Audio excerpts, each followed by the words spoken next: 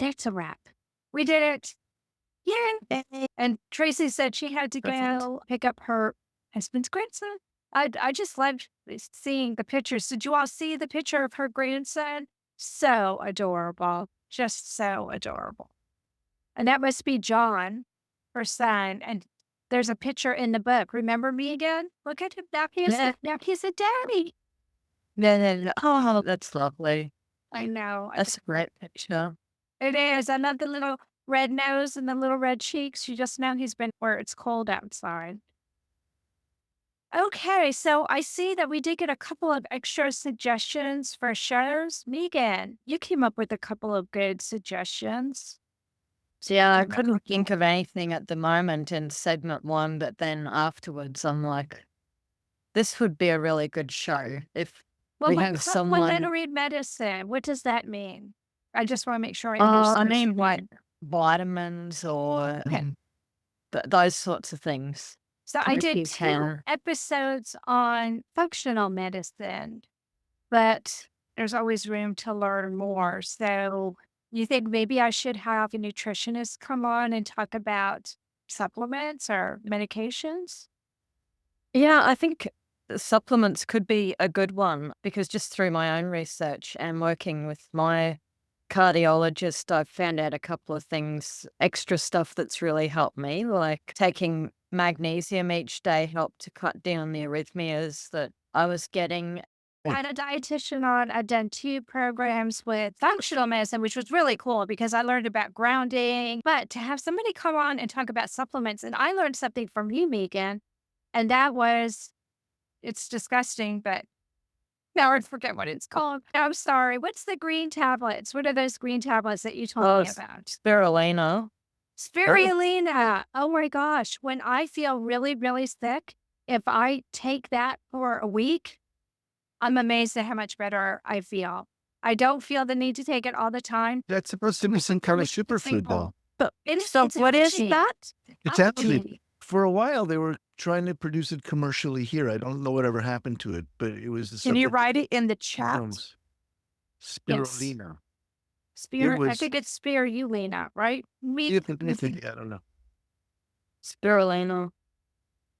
Megan knows. She told me about it, and I was trying to recover from COVID, and I just wasn't getting better and wasn't getting better. And Megan said, "You need to try this," and it really did work.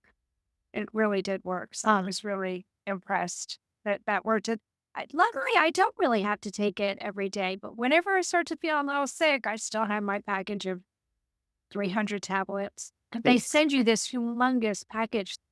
I I have think another, I have a question about that because some doctors believe in the complementary medicines and some don't. And the truth is that everything you take, even my wife who takes Juice Plus, which I think is a fake, everything you take could interact or not interact with real medications that you are taking. Yeah. Just because someone says it's good for you, or just because someone says it's not really medical, it's just juice, always, always, always ask your doctor before you get involved with that because your doctor may have another Absolutely. and you should Yeah. respect it. Also, if you go to see somebody for anything, for a procedure, for a visit, whatever it is, tell them all of the other things you are on too. Because we had a huge discussion when I was in school studying anesthesia about the medications, like St. John's wort, which interacts with certain medications we use in anesthesia. And if we didn't know you're on that, that's not good. So This is something it's important to me is that we talk a lot about curing CHD, but I don't think there's one cure for it. I don't think there's one magic way to stop all defects. Defects come from different reasons. They come in different places and they are not necessarily the same and won't respond the same. It's a lot like cancer. There's no magic bullet that cures cancer. There's 600 million kinds of cancer. And the best research going on in cancer right now is the individual research, the one that focuses in on you. And I don't think CHD is going to do any better than that. I don't think there's going to be any kind of cure that says you'll never have CHD because your VSD is not the same as my daughter's DORV, which includes a VSD. Right. It's just not the same. It's not the same. And to think that Yeah. all CHD can be cured one day, I admire that. I just think it's Well, pie in what the I like sky. is that it's turning medicine on its head. Let's face it. And Frank, you can repute or agree with this, but it feels like most of Western medicine is about treating the symptoms. And what they want to do is get to the root cause. and figure out what's causing the CHDs. And Right. then But they're see going, if they can figure out what causes it, maybe they can figure out how to stop it. well, then they're going to have to do that for each and every different kind of CHD, is what I'm saying. Yeah. Okay. There may be one cure that might pick up 2 or 3. All right. Maybe VSDs and ASDs can be cured with the same kind of medication and genetic projection, but I don't think there's going to be anywhere a single drug to get rid of CHD. I think that over But time, we'll be able to knock them out one at a time. Some of it, frankly, is going to have to be symptomatic relief. Leo was fine after her surgery, which then required a pacemaker, and she had a pacemaker, and 10 years later, they replaced the pacemaker. And that was probably the best she would ever have gotten, or anyone is ever going to get with URV. What took her was epilepsy. We almost yeah, didn't think about the heart because we were concerned every day with autism. The heart was like, okay, that's cured as far as a day-to-day basis. And it was symptomatic relief for sure, right? They closed the VSD, they put in a patch, they did everything. And as a result of what they did, she needed a pacemaker and they took care of that too. Everything was essentially symptomatic relief. But that may be the best we're going to get for some of these for a long, long time. Yeah. but at least they're trying. Yeah. At least they're Yeah. starting to No, work I'm on not that, saying don't work which on is it. great.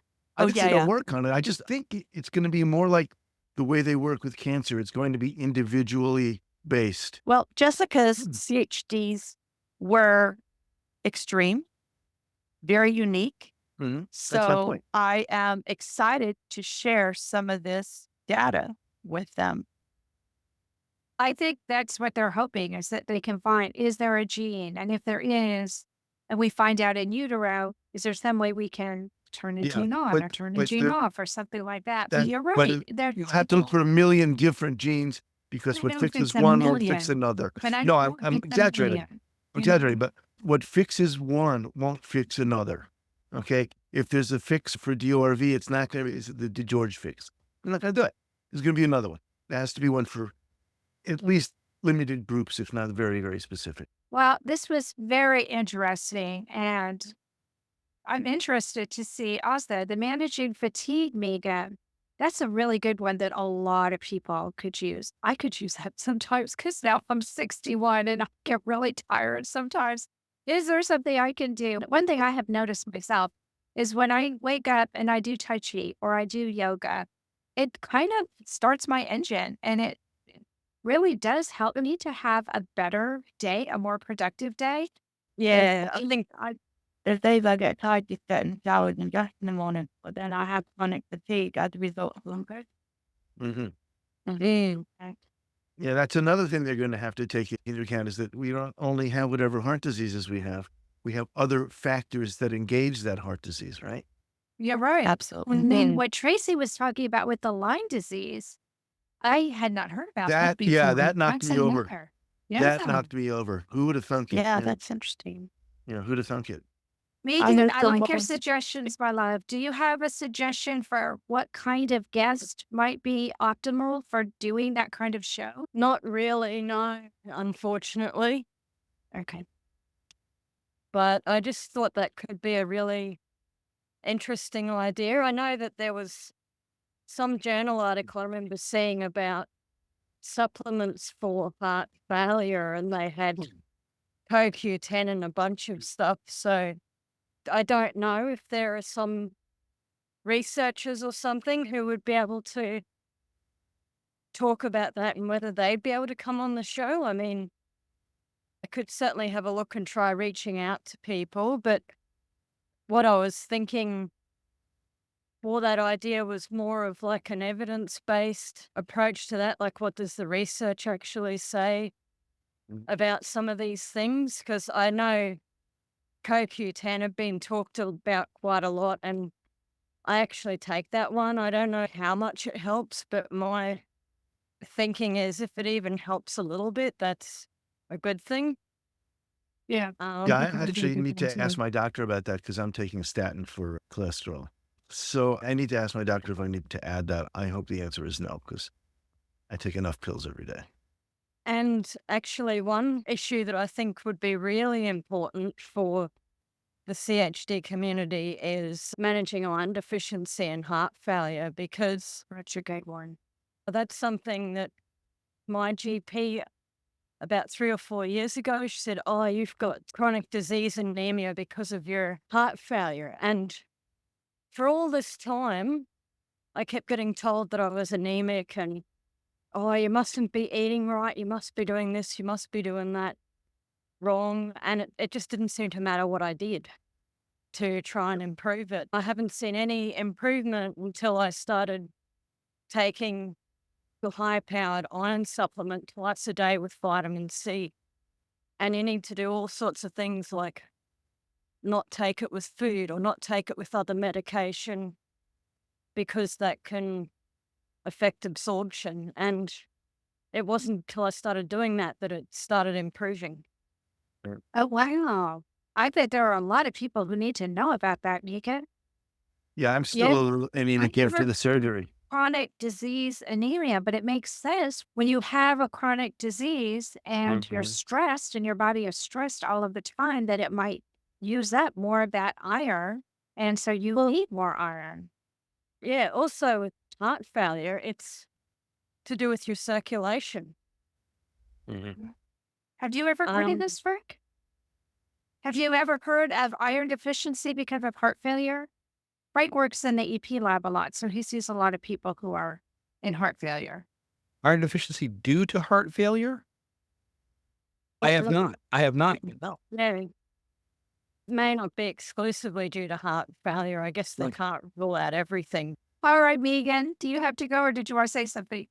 I probably should go. My train's going to be here in a couple of minutes.